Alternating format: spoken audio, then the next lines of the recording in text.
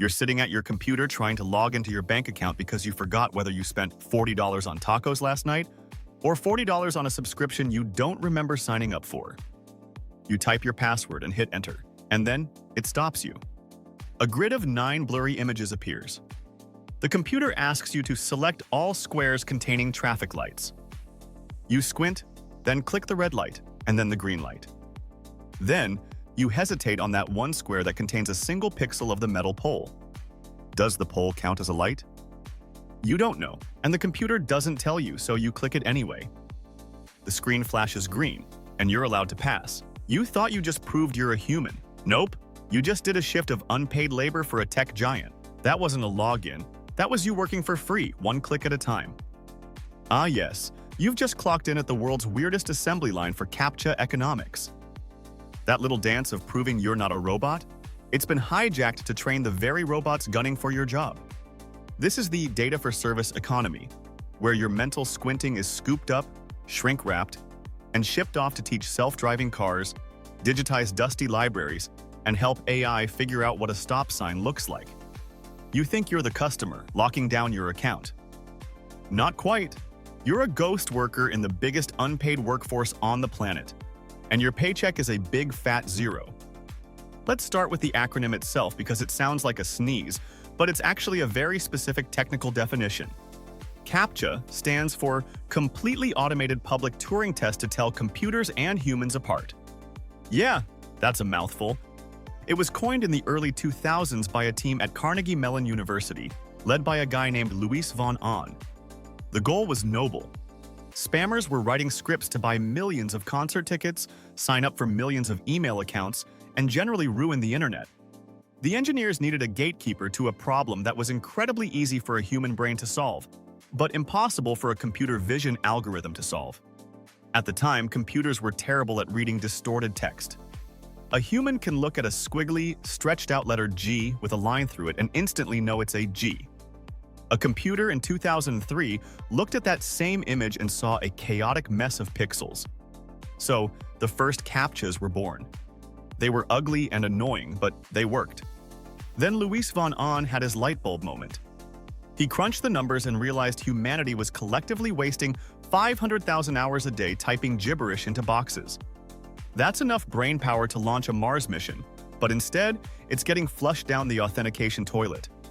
So he asked himself, what if you could bottle all that irritation and sell it to the highest bidder? Enter reCAPTCHA. The moment when free labor stopped being a punchline in a Marxist meme and started being your Tuesday afternoon side hustle. Minus the hustle, minus the pay. You remember the old style with 2 words. One was clear, and the other was a blurry, scanned mess that looked like it was from a document printed in 1850. But that wasn't an accident. The clear word was the control, and the system knew the answer to that one.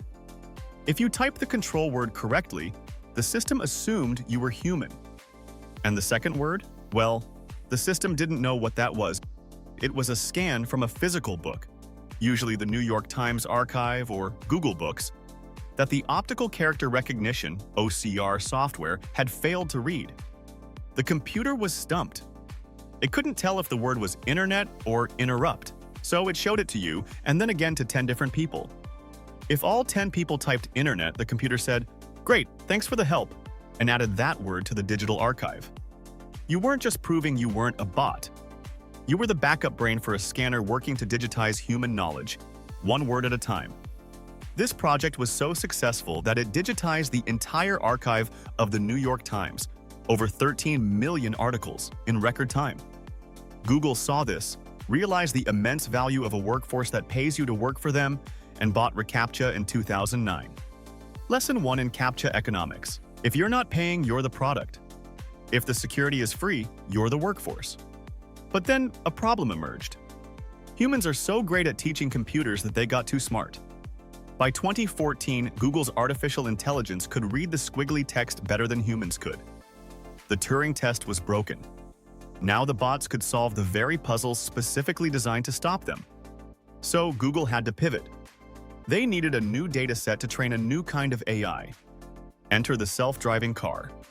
Google was building Waymo, but they had a massive problem.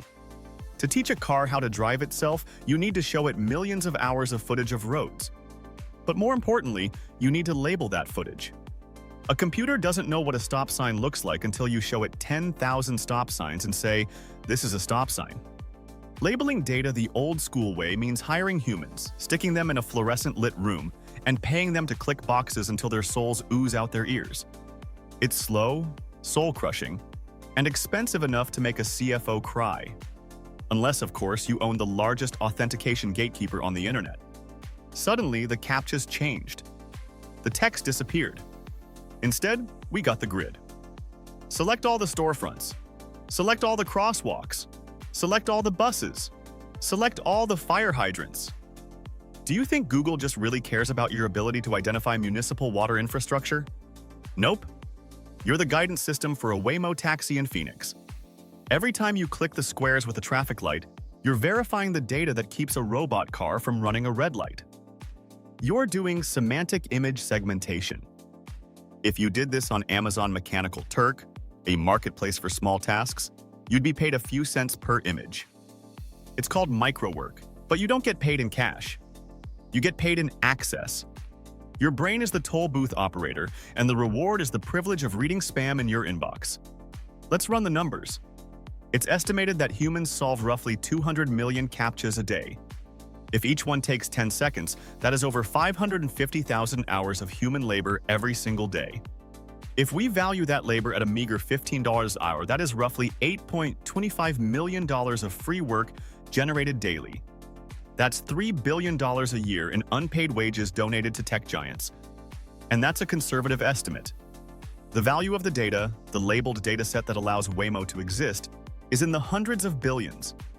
You're a shareholder in the AI revolution, minus the shares, the dividends, or the champagne. Yep, all you really get is eye strain.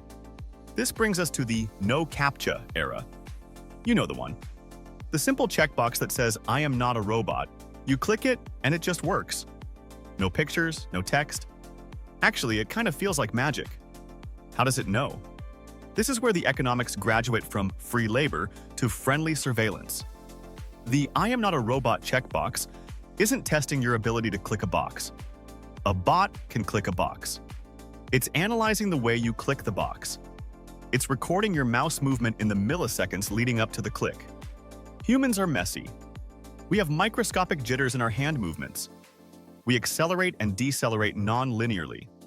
But bots move in perfect straight lines or mathematically predictable curves. But it goes deeper. That checkbox is also looking at your browser history, cookies, IP address, and whether you're logged into a Google account. It effectively asks, does this user act like a normal, boring human who buys shoes and watches cat videos? If the answer is yes, you pass. If the answer is, we aren't sure, maybe you're in incognito mode, or you're using a VPN, then it throws the picture puzzle at you. Prove it, find the bicycles. Here's the perverse twist. The fastest way to dodge CAPTCHA hell is to let Google stalk your every move. Surrender your privacy, and you get a smooth login. Try to keep your digital life private, and suddenly you're stuck playing Find the Stoplights for eternity. Privacy now comes with a time tax. The real genius here? They've built a hidden labor market. We're used to work meaning money. In the digital economy, work is disguised as security or, if you're lucky, fun. Luis von Ahn, the genius behind reCAPTCHA, eventually sold it to Google and went on to found Duolingo. Anyone notice a pattern here?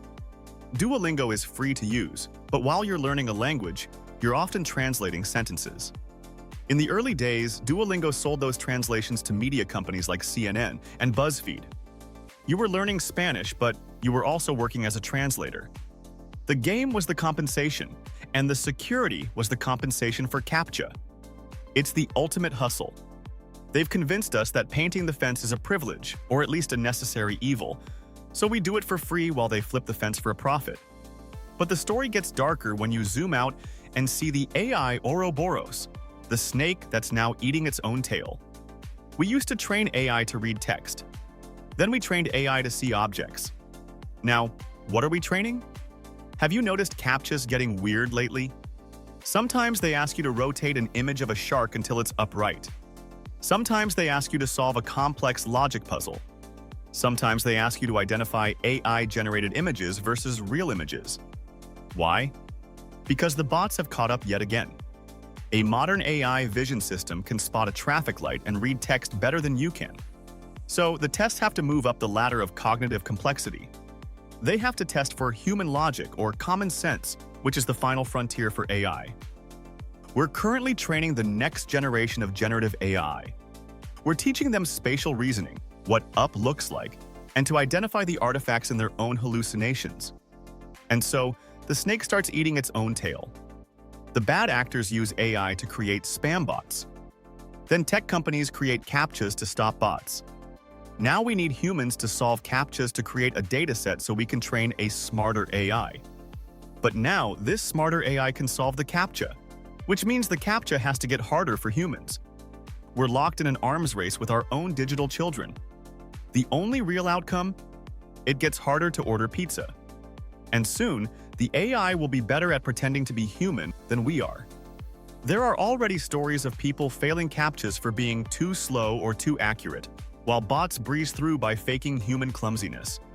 We are reaching the uncanny valley of authentication. This also has massive implications for the global south. While we complain about clicking traffic lights for 10 seconds, there are click farms in some countries where people are paid to solve these. But I'm not talking about the micro-work platforms run by Amazon. I'm talking about the black market.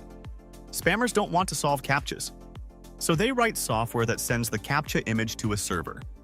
That server sends the image to a human in a click farm who solves it for a fraction of a penny. The answer is sent back to the spam bot, which bypasses the security. In the CAPTCHA solving service industry, you can buy 1,000 solved CAPTCHAs for about $1. That's right. The market has decided that proving you're human is worth exactly 1/10 of a cent per click. That's the commodity price of your time. When you do it for free to log into Netflix, you're effectively donating that 0.001 cent to Netflix's bottom line. It sounds trivial, but multiplied by billions, it's a hidden subsidy of epic proportions. So what's the endgame here? The endgame is biometrics. The password and CAPTCHA are dying. The future is passkeys and Face ID. And it's proving you're human by simply being. But even that's a form of data extraction. When you use your face to unlock a service, you're normalizing the use of biometric data as a transactional token. You're training the systems to recognize faces more accurately across different lighting, aging, and angles. We're graduating from data for service to biology for service. But until that future arrives, we're trapped in the grid, squinting at blurry motorcycles and pretending this is normal. Let's call it what it is. This isn't just an annoyance, but a finely tuned labor extraction machine. Every click is a micro brain drain straight into a corporate server farm. You're a single neuron in the world's biggest machine learning hive. You're the teacher, the AI is the student, and graduation day is coming up fast. This aligns perfectly with the broader trend of the digital economy. User-generated value. Social media companies make billions off the content you create for free. Search engines make billions off the websites you build for free. And AI companies make billions off the logic puzzles you solve for free. We're not just the product, we're the labor. We're the battery pack that keeps the whole digital circus running. So the next time you're staring at a grid of 9 images, asking yourself if the wheel of the bus counts as the bus, take a moment to appreciate the irony. You're working for the machine to prove to the machine that you're not a machine. And you don't even get a coffee break, not even a virtual one.